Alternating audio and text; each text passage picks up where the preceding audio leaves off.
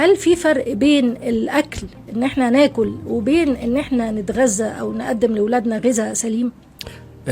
طبعا مع دخول المدارس مهم جدا تغذية الأطفال.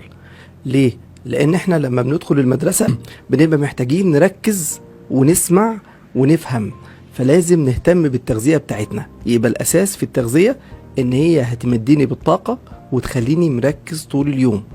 طيب عشان كده دايما بنهتم إن احنا لازم نفطر ونتغدى ونتعشى، وليهم وجبة بينية بين الفطار والغدا في المدرسة لأن الوقت طويل. دايما بننصح الأمهات إنها تدي أولادها قبل ما ينزلوا وجبة بسيطة، يعني ثمرة فاكهة، كوباية لبن، كوباية زبادي. ده هيمدهم بطاقة لحد ما بياخدوا البريك في المدرسة، وده بيساعدهم ان هم يحصلوا في اول حصة وتاني حصة وتالت حصة، في اول سيشن وتاني سيشن وتالت سيشن. بعد كده لما يبتدوا ياخدوا الوجبة التانية بياخدوا الطاقة بتاعتهم كاملة. والطاقة بتاعتهم بتيجي من ايه؟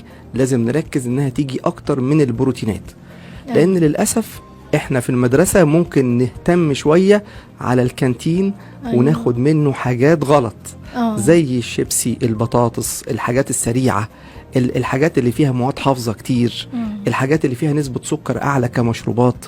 ودي العصاير المصنعة بالظبط، ودي بتمد بالطاقة زي ما احنا عارفين ان هي فيها طاقة عالية. بس مشكلتها ان طاقتها مش دايمة، فبالتالي بيحصل ارتفاع في مستويات السكر مرة واحدة وبتنزل مرة واحدة، فبيبقى عندنا معدل التركيز بيبدأ يقل، معدل النشاط والحيوية بيبدأ يقل، فبالتالي على آخر اليوم بيكون فقد كل التركيز بتاعه. عشان كده دايما ناخد وجبتين، ده هيخلي الطالب مركز أكتر أثناء الدراسة بالنشاط والتركيز. تمام.